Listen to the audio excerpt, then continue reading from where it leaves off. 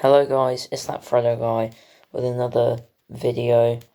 Today I'm going to be talking about the quite shocking news coming out of Burnley that they have sacked Sean Dyche after almost 10 years in charge. I'm going to be talking about why, as everyone is saying, it is a shocking and terrible decision that should never have been made. So, I haven't uploaded in a while, but I am back. Almost the end of the Premier League season. I'll probably be reacting to my predictions, see if I can get Seagull back. But with 8 games left, Burnley have decided to dismiss Sean Dyche. I've got no kind of script for this video. It's just completely unplanned. So I'll just get into it. Now, first I want to say I'm not a Burnley fan, so I am coming at this from a kind of neutral perspective, but from what I can see on Twitter, Burnley fans are not happy at all, and it's pretty shocking. So first, let's talk about what Sean Dyche has done before this season. So he took over in 2012, got them into the Premier League for the 14-15 season.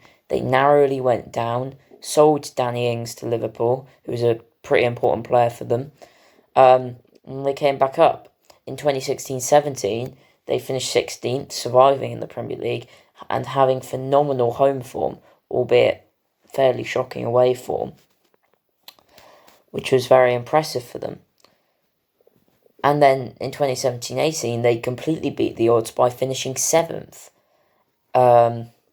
qualifying for a Europa League qualification spot. They played Aberdeen and they played Olympiacos, and that must have been fantastic days out for Burnley fans. They did slip down. I believe they came 17th in 2018-19, back up to 10th in 2019-20, down again to 17th last season. However, what you've got to look at is how much Burnley have spent, and they have spent next to nothing, aside from this season, which we'll talk about in a bit. But before the signings this season, their most expensive purchase over the last 3 years was £1.4 million on Dale Stephens, who is maybe Premier League quality, but it's just ridiculous that was the most expensive signing they made, and it just shows what miracles Dyche has been working. Now, they have spent money this season. They bought in Nathan Collins, Connor Roberts, and the big one, Maxwell Cornet, in the summer. Cornet's kind of dropped off, and they've also suffered from Dwight McNeil performing very poorly this season. And in January, Chris Wood's release clause was activated, which was a big blow. Now, they replaced him with Weghorst, who seemed like the perfect model for Dyche's system, and a really kind of exotic signing for Burnley. But he's only got 1 goal in 3 months, and things are not looking good. Of course, the loss to Norwich recently leaves them 4 points off Everton in 17th. And with 8 games left, they really needed to start picking up some points or they'd face relegation. However, I think Dyche would have been the best person to get them those points. Now, they haven't been amazing this season, but someone pointed out that these Cornet and Weghorst signings, they really just plaster over the gaps. Because if you look at their squad, not a lot of it is really Premier League quality, or at least Premier League proven. You could say Nick Pope is definitely Premier League quality, as is the centre-back pairing Mee and Tarkowski. Maxwell Cornet is Premier League quality, as is Weghorst, but they're not really proven in the league. Dwight McNeil's been poor this season, but he has looked quality. I don't think you can say much about Ashley Barnes, Josh Brownhill, Jack Cork, Charlie Taylor. Decent players, they're solid.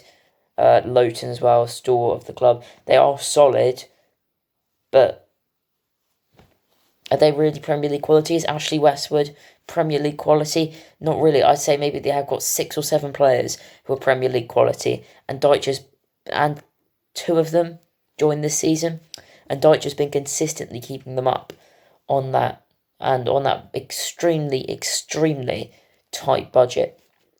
Now, they were bought at the start of last year, but even then it was a very controversial takeover because I think they kind of used debt or something to take over the club.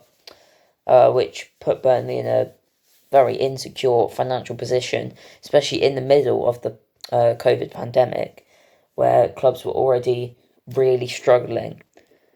And I'm flabbergasted, really. And the interesting thing is they play West Ham this weekend, and their captain, Ben Mee, has been put in charge as one of the interim player managers, which, in my opinion, is just crazy, because he's got no manager experience, and he will be supported by like a couple of coaches and under-23 coaches, but Dyche's whole kind of staff have been sacked. The assistant's gone, first team coach, goalkeeping coach, they're all gone. They've all gone with him.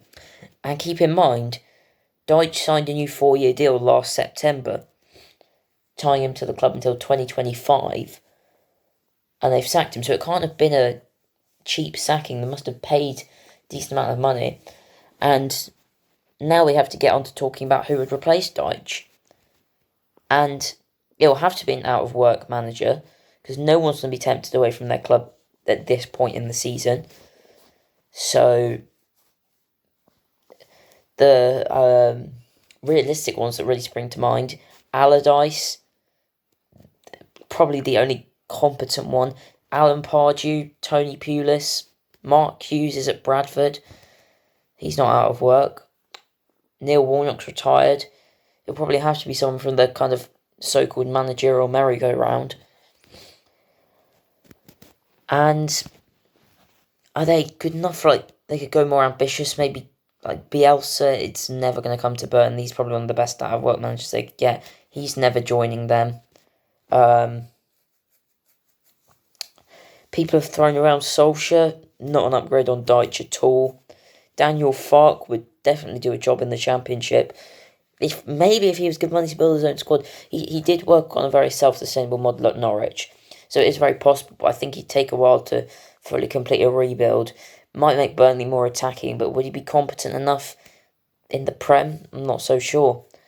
I don't think there's anyone out there that they can realistically get that is an upgrade on Dyche, which makes this sacking even more like absurd and peculiar.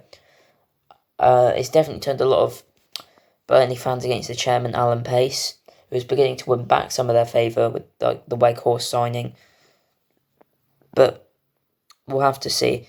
Burnley still have some important games coming up, such as the Southampton game against us next week. The West Ham game, people are saying, is a write-off because they don't have a proper coaching team. But we will have to see. So, thanks for watching, and goodbye.